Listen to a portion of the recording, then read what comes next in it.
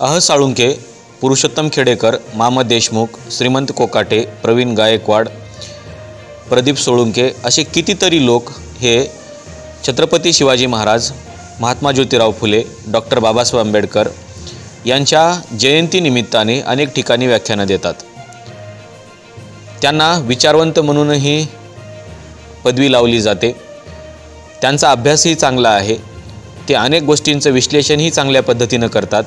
लोकांना त्यांना समजावून सांगण्याची एक चांगली पद्धतही या सगळ्या लोकांकडे आहे। अनेक लोकांचा सहवासही त्यांच्याकडे आहे किंवा अनेक लोकांच्या सहवासामध्येही ते आहेत।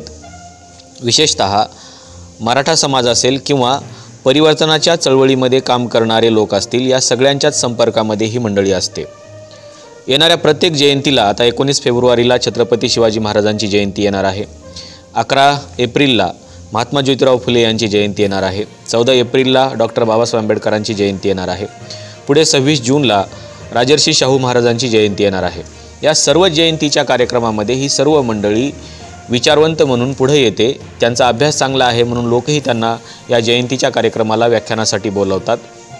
अनेक चांगले संदर्भ घेऊन हे सगळेजण विश्लेषणही करतात। सगळ्यांचा चांगला अभ्यासही आहे। या सर्व बाबी जर आपण बघितल्या तर या सर्व बाबींच्या नंतर माझ्यासमोर एक प्रश्न उभा आहे, तो म्हणजे की मराठा समाजाच्या आरक्षणाचा मुद्दा इतका किचकट होत जात असताना यातला एकही विचारवंत किंवा एकही मंडळी बोलत का नाही? यांच्यासमोर दोन प्रश्न असू शकतात। एक, यांना मराठा समाजातले जे काही नेते आहेत किंवा जे काही मराठा आंदोलनाचं नेतृत्व करत आहेत हे या लोकांना विचारत नाहीत, पहिला मुद्दा।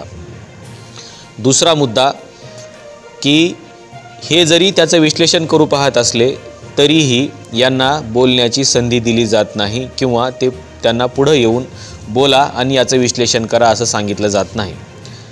पण तरीही या सर्व मंडळींनी मराठा समाजाचं नुकसान कुठे होत आहे, मराठा समाज कुठे फसवला जातो आहे, मराठा समाजासोबत विश्वासघात केला जातोय का, किंवा आतापर्यंत जे GR काढले गेलेले आहेत याचा मराठा समाजाच्या आरक्षणावरती नेमका काय परिणाम होऊ शकतो, किंवा या GRमुळे मराठा समाजाचा नेमका काय फायदा झालेला आहे, याचं विश्लेषण या सर्व मंडळींनी करणं गरजेचं आहे। परंतु यातला एकही व्यक्ती किंवा एकही विचारवंत, एकही अभ्यासक पुढे येऊन बोलत नाही। मराठा समाजामध्ये अनेक वकील आहेत, मराठा समाजामध्ये अनेक प्राध्यापक आहेत, मराठा समाजामध्ये अनेक लेखक आहेत, विचारवंत आहेत, बरंचसं काही आहे। इतकंच नाही तर मराठा समाजामध्ये अनेक चांगले सेवानिवृत्त जज देखील आहेत।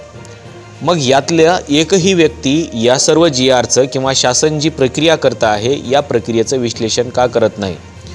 एकच व्यक्ती बोलते आहे, ती म्हणजे मनोज जरांगे। आणि मनोज जरांगे यांचा अभ्यास या क्षेत्रामधला खूप कमी आहे। ते आंदोलन मोठं करू शकतात, ते लोकांना एकत्र करू शकतात, ते मुंबई जाम करू शकतात किंवा महाराष्ट्र देखील जाम करू शकतात। परंतु मनोज जरांगे हे यातल्या एकाही GRचं विश्लेषण करू शकत नाहीत किंवा शासन जो मसुदा तयार करणार आहे त्या मसुद्याचं देखील विश्लेषण करण्याची क्षमता त्यांच्याकडे नाही आहे। परंतु ही सगळी मंडळी आहे, या सगळ्या मंडळीला सोबत घेऊन आपण ही लढाई लढली पाहिजे असं मनोज जरांगे यांना का वाटत नाही? या मंडळीवरती मनोज जरांगे यांचा विश्वास नाही का? किंवा मनोज जरांगे जे आहेत हे मनोज जरांगे या मंडळीच्या संपर्कातच नाही आहेत का? असे अनेक प्रश्न आपल्या समोर उभे राहू शकतात। कारण या काळामध्ये ज्या वेळेस असे प्रश्न निर्माण होतात आणि ते कोणत्याही समाजामध्ये निर्माण होतात त्यावेळेस अशा विश्लेषकांची, अशा अभ्यासकांची गरज त्या समाजाला भासते। आणि म्हणूनच समाजामध्ये चांगले लेखक असले पाहिजे, चांगले विचारवंत असले पाहिजे, वकील असले पाहिजे, शिक्षक असले पाहिजे, प्राध्यापक असले पाहिजे, जेणेकरून याचं ते विश्लेषण चांगल्या पद्धतीनं करू शकतात। परंतु एकही प्राध्यापक यातल्या कुठल्याही GRचं विश्लेषण करत नाही। आपल्याला माहिती आहे 25 जानेवारीला 2 GR निघालेले आहेत। या GRमध्ये नेमकं काय सांगितलेलं आहे याचं विश्लेषण आतापर्यंत झालेलं नाही, किंवा शासन जो मसुदा तयार करणार आहे त्या मसुद्यामध्ये काय असावं, काय डिमांड केली जावी याचं विश्लेषण कोणी करत नाही। शासनानं सांगितलं की सगळे सोयरे किंवा नातेवाईक यांना सरसकट कुणबी प्रमाणपत्र देण्यासाठी आम्ही परवानगी देऊ, परंतु सरसकट कुणबी प्रमाणपत्र दिल्याने किंवा सगळे सोयरे किंवा नातेवाईक यांना जर कुणबी प्रमाणपत्र दिलं तर याचा परिणाम काय होऊ शकतो याचा जो काही खटला आहे हा खटला 1996लाच होऊन गेलेला आहे। आणि मग या खटल्याचं जर विश्लेषण आपण केलं तर आपल्या लक्षामध्ये येईल की हा खटला जो होता हा खटला होता वलसम्मा पौल वर्सेस कोचिन युनिव्हर्सिटी याच्या जजमेंटमध्ये जे काही दिलेलं आहे त्याचा परिणाम हा आज जे काही महाराष्ट्र शासन निर्णय घेत आहे किंवा जे सांगता आहे की नातेवाईक किंवा सगळे सोयरे यांना कुणबी प्रमाणपत्र देण्यात येईल असं सांगता आहे। तर मग याचा परिणाम नेमका काय होऊ शकतो किंवा हे जे जजमेंट आहे हे जजमेंट घेऊन जर एखादी व्यक्ती कोर्टामध्ये गेली तर पुढे भविष्यात काय असा प्रश्न निर्माण होतो। म्हणून याचं विश्लेषण या मराठा समाजातल्या वकिलांनी किंवा विचारवंतांनी करणं गरजेचं आहे, परंतु यातला कोणीही याचं विश्लेषण करत नाही आहे। इंद्रसाहनी खटल्यामध्ये देखील अशा पद्धतीनं जे आरक्षण मागितलं जातं किंवा आरक्षण मंजूर केलं जातं याचा परिणाम काय होऊ शकतो किंवा इंद्रसाहनी खटल्यामध्ये अशा आरक्षणावरती काय भाष्य केलेलं आहे याचं देखील विश्लेषण समोर आलेलं नाही आहे। आणि त्याच्यामुळं मराठा समाजाला जर समजा महाराष्ट्र शासनाने आरक्षण दिलंच तर इंद्रसाहनी खटल्याचा असेल किंवा वलसम्मा पौल वर्सेस कोचिन युनिव्हर्सिटी या खटल्याचा नेमका या आरक्षणावरती काय परिणाम होऊ शकतो किंवा हे जे दोन जजमेंट आहेत हे दोन जजमेंट घेऊन जर एखादी व्यक्ती सुप्रीम कोर्टामध्ये गेली तर हे आरक्षण राहू शकतं का, नेमकं नातेवाईक आणि सगळे सोयरे याचा अर्थ काय लावला जाऊ शकतो किंवा याची व्याख्या काय असावी याची देखील चर्चा होत नाही आहे। सरकारकडे याची व्याख्या आहे का तर सरकारकडे याची व्याख्या नाही आहे। आणि नातेवाईक आणि सगळे सोयरे यांचा धागा किती लांबवता येऊ शकतो किंवा किती ताणता येऊ शकतो याचं देखील विश्लेषण नाही आहे। वंशावळ जुळवण्यासाठी सरकारने एक GR काढलेला आहे, परंतु ही वंशावळ जर समजा एखाद्या विद्यार्थ्याने MPSCची परीक्षा दिली आणि तो पास होऊन एखाद्या नोकरीच्या चांगल्या पदावरती जॉईन झाला आणि नंतर त्याला जर ही वंशावळ सिद्ध करावी लागली तर हे जे काही दोन जजमेंट आहेत हे जजमेंट जोडून जर एखादी व्यक्ती त्या व्यक्तीच्या विरोधामध्ये गेली तर त्याची नोकरी राहू शकेल का, त्याची नोकरी टिकू शकेल का, मग याची जबाबदारी कोण घेणार आहे? सरकार घेईल? सरकार अजिबात जबाबदारी घेत नाही, कारण सरकार फक्त निर्णय घेतं, जबाबदारी घेत नाही। आणि म्हणून सरकार GR काढेल, सरकार या सगळ्या प्रक्रियेमधून पुढे येईल, वंशावळी होईल, व्हॅलिडिटी होईल, पण फ्युचरमध्ये अशा जर विद्यार्थ्याला एखाद्याला त्रास झाला तर याची जबाबदारी सरकारची असेल का? न्यायालय अशा व्यक्तीला थेट असं म्हणू शकतं की तुम्ही सुशिक्षित आहात, तुम्हाला चांगलं कायद्याचं ज्ञान माहिती आहे, तुम्हाला कायद्याचं ज्ञान असतानाही तुम्ही अशा प्रोसेसमधून का गेलात असा प्रश्न न्यायाधीश एखादा विचारू शकतो। अनेक वेळेस असं विचारलं गेलेलं आहे। आणि म्हणून हे जे काही वलसम्मा पौल खटला आहे 1996चा हा खटला देखील आपण व्यवस्थित वाचला पाहिजे आणि याच्यामध्ये नेमकं काय सांगितलेलं आहे याचं विश्लेषण या विचारवंतांनी आणि वकिलांनी करणं गरजेचं आहे। मनोज जरांगे जी काही मागणी करत आहेत ही मागणी जर समजा मान्यच झाली, नातेवाईक किंवा सगळे सोयरे यांना प्रमाणपत्र देण्याची मागणी मान्यच झाली तर याचा परिणाम हा पॉझिटिव्ह होऊ शकतो का भविष्यामध्ये, काय याला देखील अपोज होऊ शकतं? आणि अपोज झालं तर याच्या अगोदरचे जे जजमेंट आहेत सगळे या जजमेंटमध्ये नेमकं अशा प्रक्रियेतून जाणाऱ्या व्यक्तीला काय सांगितलेलं आहे हे देखील तपासणं गरजेचं आहे। आणि म्हणून हे सगळे जे जजमेंट आहेत हे सगळे जजमेंट वाचूनच आपण पुढचं पाऊल टाकलं पाहिजे, म्हणजे खऱ्या अर्थानं सुप्रीम कोर्टामध्ये हे जे काही महाराष्ट्र शासनाकडे आपण मागण्या करतो आहे या मागण्याच्या अनुषंगाने जर शासनाने निर्णय घेतलाच तर ते भविष्यात टिकलं देखील पाहिजे।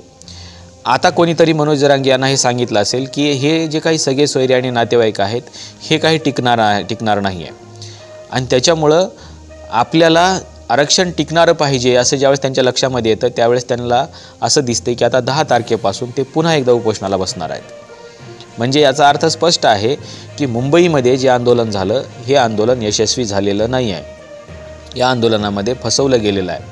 आणि म्हणून मनोज जरांगे जी डिमांड करत आहेत की त्या डिमांडला अनुसरून जो मसुदा तयार होणार होता तो मसुदा तयार होणार नाही आणि झालाच तर तो सुप्रीम कोर्टामध्येही टिकणार नाही। आणि म्हणून शासन जे काही GR काढतं आहे या शासनाच्या GRला किती महत्त्व आहे तर याला अजिबात महत्त्व नाही आहे। तुम्ही असे कितीही अध्यादेश काढा, कितीही GR काढा, याला अर्थ नाही आहे, कारण घटनेमध्ये आरक्षणाची तरतूद आहे आणि घटनेच्या प्रक्रियेनुसारच आपल्याला पुढं जावं लागतं। अर्थातच 340च्या कलमाचा वापर करावा लागतो आणि म्हणूनच इंद्रसाहनी खटल्यामध्ये सुप्रीम कोर्टानं असं म्हटलेलं होतं की सरकारवरती दबाव आणून किंवा राज्य सरकार कुठला तरी लोकल आयोग नेमून जर आरक्षण देत असेल आणि त्याच्यामधून जर त्यांचं मागासलेपण सिद्ध करत असेल तर अशा प्रकारची जी प्रक्रिया आहे ही प्रक्रिया घटनेच्या तरतुदींना अनुसरून नाही आहे आणि त्याच्यामुळं घटनेच्या तरतुदींना अनुसरून जर आपल्याला हवा असेल तर कलम 340 अंतर्गतच आयोग नेमला गेला पाहिजे, पण तशा पद्धतीचा आयोग नेमला जात नाही। सुप्रीम कोर्टाने याच्या पुढे जाऊन असंही म्हटलेलं आहे की जर अशा प्रकारच्या दबावातून सरकार एखाद्या वेळेस आरक्षणाचा निर्णय घेत असेल तर ते आरक्षण रद्द करण्याची जबाबदारी ही कोर्टाची असेल किंवा न्यायालयाची असेल, एवढं स्पष्ट याच्यामध्ये म्हटलेलं आहे। त्याच्यामुळं ही जी लढाई आहे ही लढाई एका न्यायिक प्रक्रियेमधून गेली पाहिजे, तेव्हाच कुठे या समाजाला दिलेलं आरक्षण टिकू शकतं। आणि म्हणून या समाजामधल्या वेगवेगळ्या विचारवंतांनी याचं चांगलं विश्लेषण करणं गरजेचं आहे, निरपेक्ष विश्लेषण करणं गरजेचं आहे। भलेही त्यांच्यावरती टीका होईल, भलेही लोक त्यांच्या अंगावरती येतील, पण भविष्यामध्ये तेच लोक यांना वाचवू शकतील। अन्यथा अशा पद्धतीने जर या आरक्षणाची मागणी होत गेली, जर मराठा समाजातले तरुण याच्यामध्ये अडकत गेले तर याचे विपरीत परिणाम होऊ शकतात आणि अनेक विद्यार्थ्यांचं भविष्य देखील उद्ध्वस्त होऊ शकतं। कारण एखाद्या व्यक्तीची जर बाब न्यायालयात गेली तर याला किती वर्ष लागतील त्या न्यायालयातून बाहेर यायला हे सांगता येत नाही। आणि म्हणूनच माझं असं म्हणणं आहे की मराठा समाजामधले जे काही उत्तम असे विश्लेषक आहेत, अभ्यासक आहेत, वकील आहेत, या लोकांनी याचं विश्लेषण करणं गरजेचं आहे। आणि जे काही पब्लिक स्पीकर आहेत जसे की साळुंके आहेत, मामा देशमुख आहेत, पुरुषोत्तम खेडेकर आहेत, श्रीमंत कोकाटे आहेत, प्रवीण गायकवाड आहेत, प्रदीप सोळुंके आहेत, या सगळ्या लोकांनी हे जजमेंट हातामध्ये घेऊन याचं विश्लेषण घेऊन हे मराठा समाजातल्या तरुणांच्या समोर गेलं पाहिजे आणि त्यांना सांगितलं पाहिजे की आपली नेमकी फसवणूक कुठे होत आहे आणि आपला योग्य मार्ग काय राहणार आहे। हे जोपर्यंत सांगणार नाही तोपर्यंत मराठा समाजामधल्या तरुणामध्ये जागृती होणार नाही आणि घटनात्मक आरक्षणाचा मार्ग देखील सापडणार नाही। आपल्याला नेमकं याबद्दल काय वाटतं हे सांगायला विसरू नका। या व्हिडिओला लाईक करा, शेअर करा आणि सबस्क्राईब करा। आजच्या व्हिडिओमध्ये इथंच थांबूया। धन्यवाद।